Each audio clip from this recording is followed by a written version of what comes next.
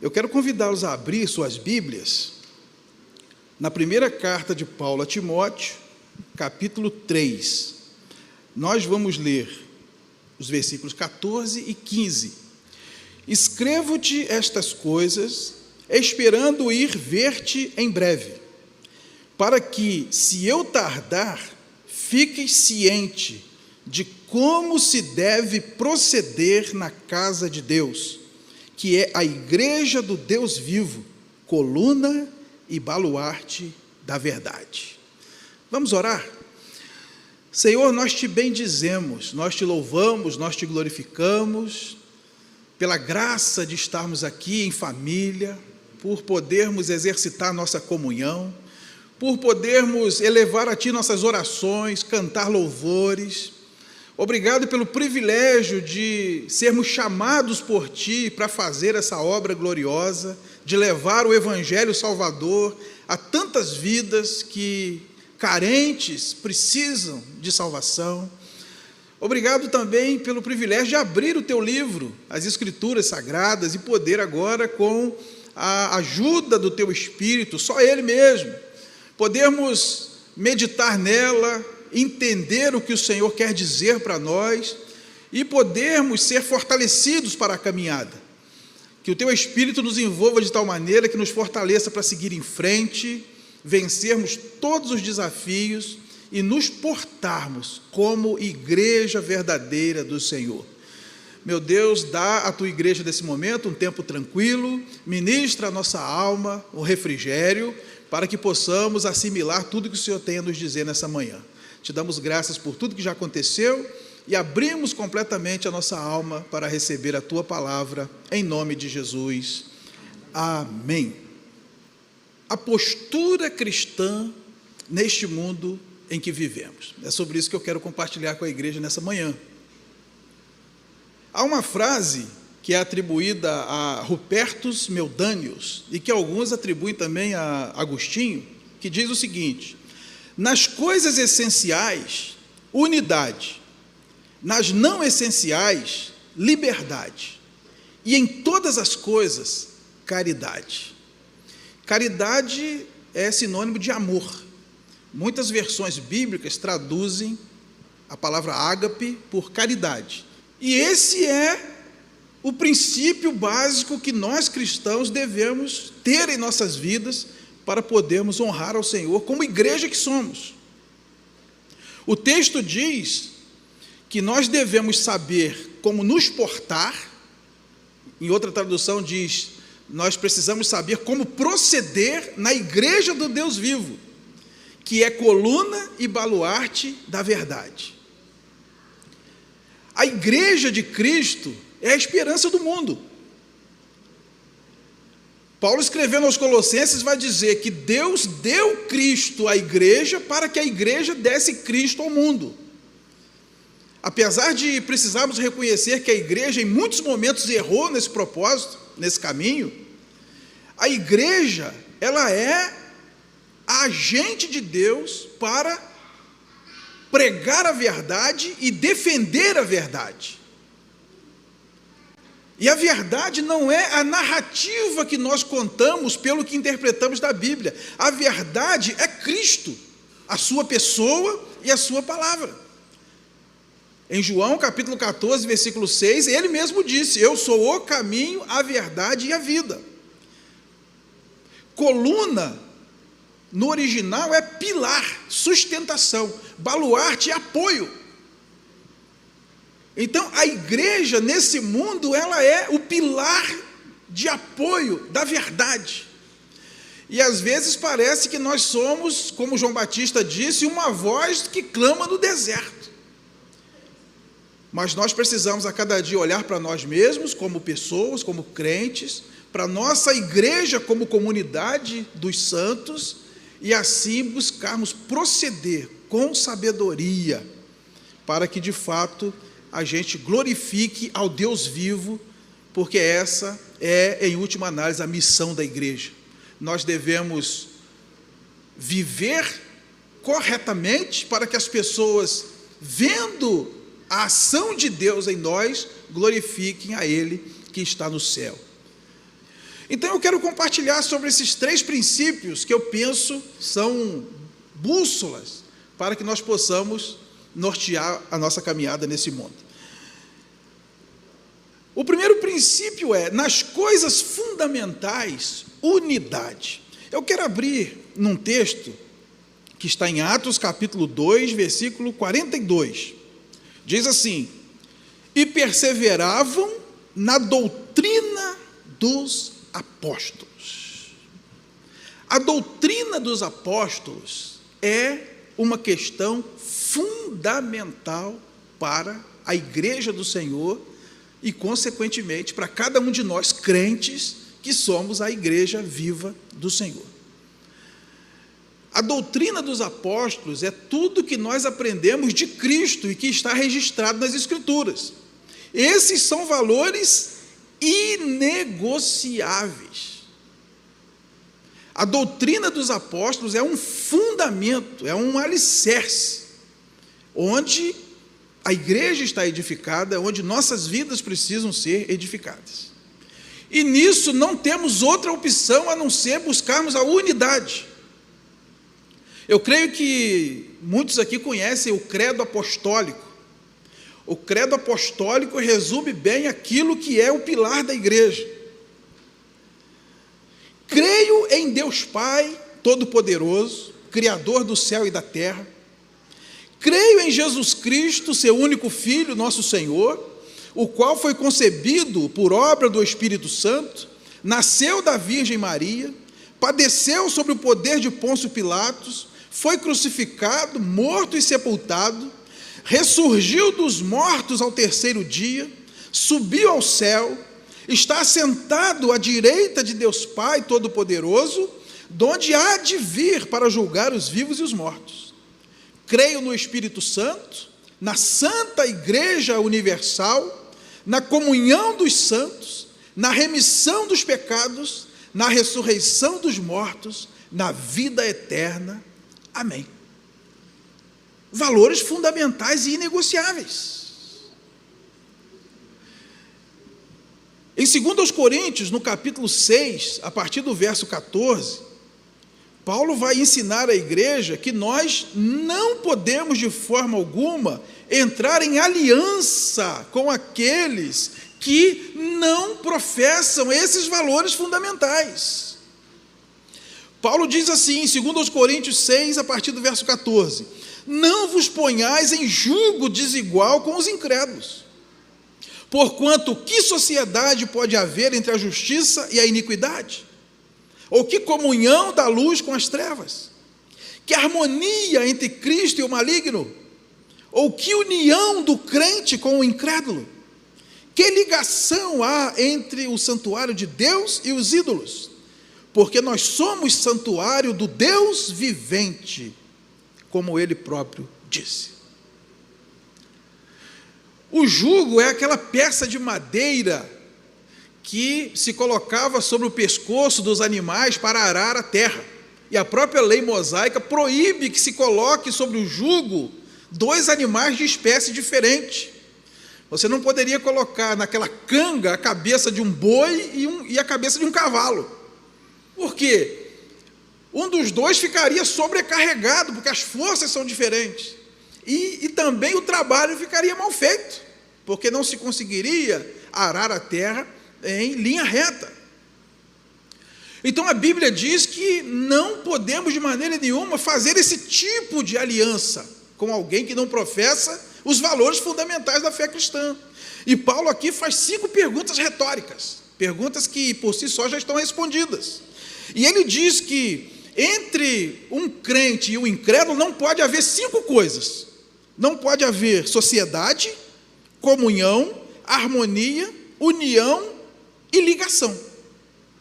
Agora, eu pergunto a vocês, se nós tirarmos essas 5 coisas de um casamento, de uma sociedade empresarial, de uma amizade, o que sobra?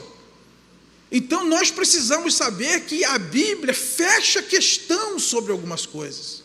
Sobre a existência de Deus, sobre a triunidade de Deus, sobre a pecaminosidade do ser humano, sobre a salvação pela fé, sobre Jesus Cristo ser o único Salvador, sobre a palavra de Deus ser infalível e a única regra de fé e prática. Se queremos ser crentes, e obviamente ninguém é obrigado a ser, nós precisamos defender esses valores. E a Bíblia diz que vai ser impossível eu ter um relacionamento mais estreito com uma pessoa que não creia nisso, porque no final vai ser ruim para todo mundo. Alguém será sobrecarregado. E o resultado do trabalho não será bom, porque são dois pensamentos diferentes. Para sermos a igreja do Deus vivo e, com isso, sermos coluna e baluarte da verdade, nós precisamos entender que há questões fundamentais e inegociáveis, e nós não podemos, de maneira nenhuma, barganhar com elas. O segundo ponto é que, nas coisas não fundamentais, é preciso haver liberdade. E eu quero ler com os irmãos o texto de Efésios, capítulo 3, versículo 10. Diz assim: para que, pela igreja, a multiforme sabedoria de Deus se torne conhecida, agora dos principados e potestades nos lugares celestiais. Paulo está dizendo à igreja que a sabedoria de Deus é multiforme. As coisas de Deus não são uniformes. Deus gosta de diversidade naquilo que não é fundamental, naquilo que não é essencial. Porque a nossa Bíblia, ela é um livro de princípios, ela não é um livro de regras. Sendo assim, na maioria das questões, irmãos, há muitas maneiras de se fazer a coisa certa. Deus concedeu a nós possibilidade de escolha. E aquilo que nós chamamos de livre-arbítrio nada mais é do que a possibilidade de se movimentar com liberdade dentro de limites estabelecidos. O livre-arbítrio é como se fosse uma estrada. Você tem liberdade de transitar naquela estrada, seguindo as regras, as faixas, as placas. E os limites que são impostos não são para atrapalhar o motorista. Quando uma placa diz que devemos trafegar a 80 km por hora, ele não quer atrasar a nossa viagem, ele está pensando em evitar acidentes. Quando uma faixa contínua, ou duas faixas contínuas são pintadas no meio da estrada, não é para atrapalhar nossas ultrapassagens, é para dizer que ali é perigoso. Então, os limites de Deus são para a nossa segurança, mas Ele permite que nós trafeguemos nesses limites com muita liberdade. Deus, por exemplo, só diz o seguinte: um crente deve casar com outro crente, mas qual crente é você mesmo que escolhe. Deus não obriga ninguém a casar com ninguém. Esse negócio de alma gêmea é coisa de novela da Globo, isso tem na Bíblia não. A Bíblia diz que você tem que escolher um crente para se casar, uma pessoa da sua mesma fé, e amar aquela pessoa, com o amor que será derramado por Deus sobre a sua vida. A Bíblia nem diz que você deve casar com quem você ama, A Bíblia diz que você deve amar aquele com quem você casa, porque o amor é uma escolha, o amor é um caminho, o amor é um mandamento. Então, queridos, nós devemos entender isso, que naquilo que não é fundamental, naquilo que a Bíblia não fecha a questão, nós devemos respeitar a diversidade, nós devemos dar liberdade às pessoas de se portarem conforme elas entendem de Deus. Lá em Romanos capítulo 14, a partir do verso 1, nós lemos um princípio muito interessante, sobre a questão de opinião. Romanos 14, a partir do verso 1, diz: acolhei ao que é débil na fé. Débil na fé é aquele que é fraco na fé. Não, porém, para discutir opiniões. Um crê que de tudo pode comer, mas o débil come legumes. Quem come, não despreze o que não come. E o que não come, não julgue o que come, porque Deus o acolheu. Vocês percebem? Eu conheço cristãos que comem carne de porco, conheço cristãos que não comem carne de porco, conheço crentes que comem chouriço, conheço crentes que não comem chouriço. não tem que comer, nem tem que deixar de comer, porque a Bíblia não fecha a questão, é questão de opinião. Se a Bíblia não fecha a questão, quem come, dá graças a Deus e come. Quem não come, dá graças a Deus e não come. É o que está escrito aí no versículo 6, desse mesmo Romanos 14. Quem distingue entre dia e dia, para o Senhor o faz. Quem come, para o Senhor come, porque dá graças a Deus. E quem não come, para o Senhor não come, e dá graças a Deus. Está tudo certo. Nas coisas não fundamentais, liberdade. A quantidade de água que se usa para batizar, isso não é doutrina fundamental. A Bíblia não fecha a questão. O dia da semana que vai ter culto não é fundamental. As festas que a igreja vai comemorar não é fundamental. Comer essa ou aquela comida não é fundamental. Ordenar ou não mulheres ao ministério pastoral não é fundamental. Batizar ou não criança não é fundamental. Se a liturgia será ortodoxa, ou pentecostal, ou neopentecostal, isso não é fundamental. A Bíblia, ela nos mostra o caminho e nos mostra a direção, mas ela deixa uma ampla gama de possibilidade para chegarmos lá. Eu usaria até uma ilustração, e vou usar aqui uma ilustração de um lugar que eu conheço, que é a Grande Passa Três. Vocês sabem que, se você quiser sair de Volta Redonda para Passa Três, tem 5 caminhos. Então a Bíblia diz o seguinte: meu querido, você vai sair de Volta Redonda e precisa ir a Passa Três. Você pode ir por Barra Mansa, cruza ali Barra Mansa, sai no Monte Cristo, Santa Clara, chega ali na antiga Rio São Paulo, no Trevo, vira para a esquerda para chegar em Passa Três. Você pode ir pelo Roma, vai pela rodovia dos Metalúrgicos, cruza a Dutra, pega o Roma, vai sair lá em Getulândia, antiga Rio São Paulo, Passa Três. Você pode ir por Arrozal você sai na Fazenda Grama, depois vai sair na antiga Rio São Paulo, sai em Passa Três. Você pode ir por Piraí, que é o caminho que eu prefiro, que é a estrada melhor, você vai pela Dutra, entra em Piraí, vai beirando o rio, vai chegar em Passa Três. E você pode ir lá pela São Joaquim, um pouquinho antes de Ribeirão das Lajes, você entra à direita, vai sair lá no antigo Hotel da Jaqueira, na fonte de água mineral, vai sair em Passa Três. Agora eu digo, quem é que está certo?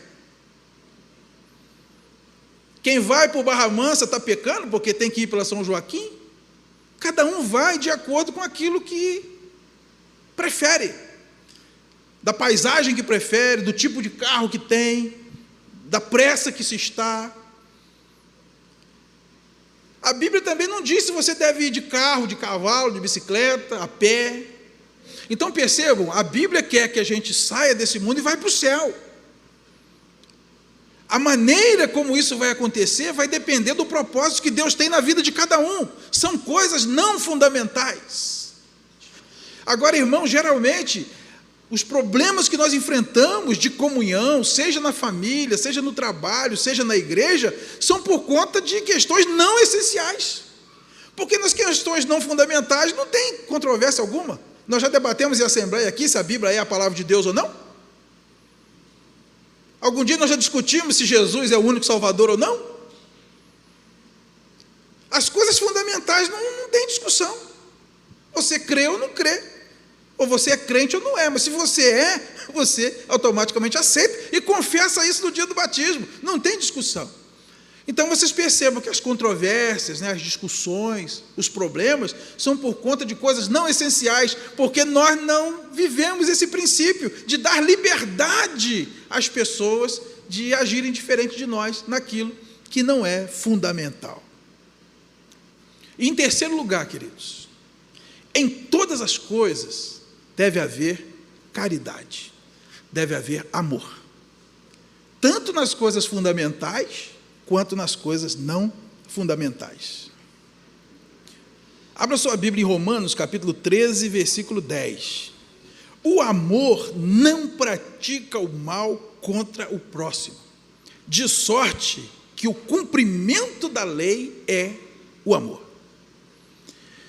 Irmão, se você resumir a Bíblia toda em uma única palavra, não pode ser outra a não ser amor.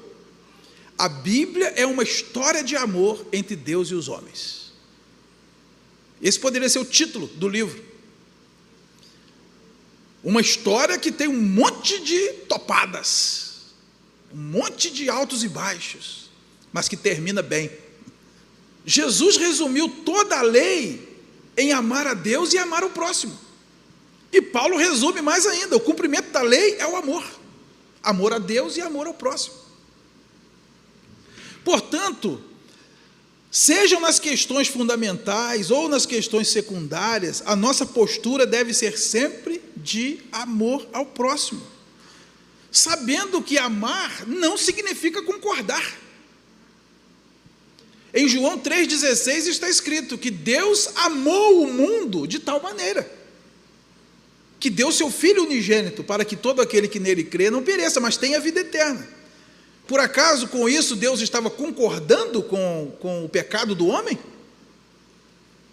Em Romanos capítulo 5, versículo 8 diz: Deus prova o seu amor para conosco pelo fato de ter Cristo morrido por nós, sendo nós ainda pecadores.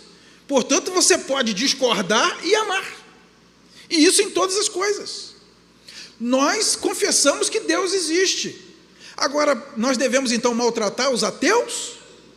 Não, devemos amar os ateus. Se vamos casar com eles ou fazer sociedade com eles, é outro departamento.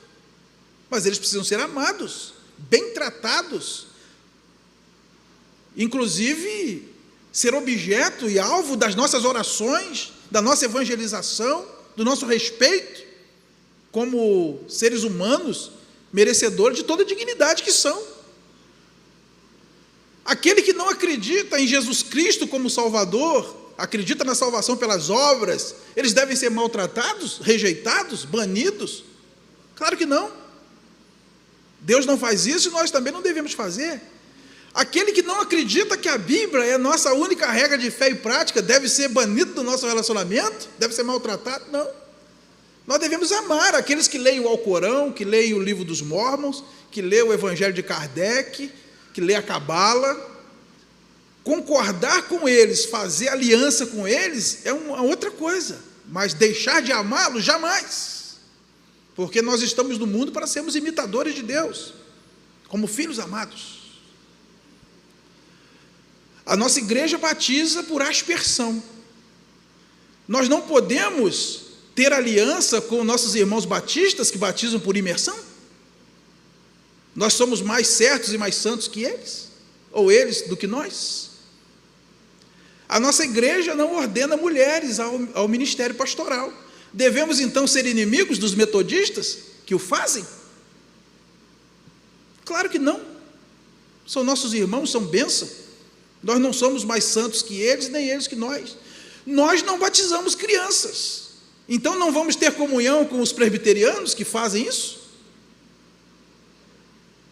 A nossa liturgia é tradicional, então não podemos ter comunhão com os assembleianos, porque a liturgia deles é pentecostal?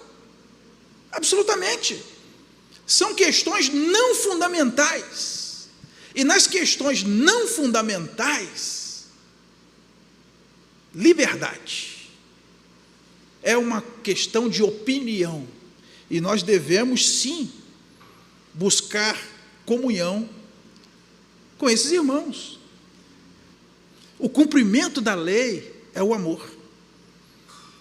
Devemos amar até mesmo aqueles que discordam de nós nas questões fundamentais. Nas questões não fundamentais, então, nem se fala. Esse nós devemos amar e podemos ter comunhão com eles. Quando nós podemos conviver com pessoas que servem a Deus do mesmo jeito que nós, é ótimo. Eu costumo dizer que só tem uma coisa melhor que fazer a vontade de Deus. É fazer a vontade de Deus junto com as pessoas que você gosta, né? Aí, como diz, aí é top, né? Como dizem os jovens. E eu acredito que é por isso que existam as tribos, as igrejas com vários nomes, denominações, porque aqueles que têm afinidade na prática, no culto, né, no exercício das coisas não fundamentais, eles acabam se juntando. Isso é natural, gente. Você se juntar por afinidade. Não quer dizer que nós somos mais certos que ninguém. Porque em todas as coisas nós devemos ter amor.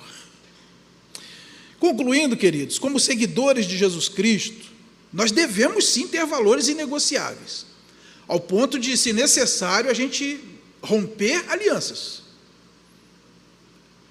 Porque a Bíblia diz que as más conversações corrompem os bons costumes. Lá na roça tem um ditado que diz: quem anda com porco, farelo come. De fato, nós não temos como ter sociedade, harmonia, comunhão, união e ligação com pessoas que não creem nas coisas fundamentais que nós cremos. É uma questão de tempo, dá problema. Esses valores são inegociáveis, são doutrinas fundamentais da fé cristã. Nós temos também uma diversidade, né? Grande maioria das coisas que estão na Bíblia, elas trazem questões não essenciais, que nós podemos perfeitamente conviver bem com aqueles que praticam diferente. Mas em todas as situações, nós não podemos esquecer de que a marca do cristão é o amor. Lá em João, Jesus disse para os seus discípulos: nisto conhecereis que sois meus discípulos, em que vos ameis uns aos outros. O amor é a marca do cristão. O amor é o resumo da Bíblia. Então nós não podemos nos esquecer disso.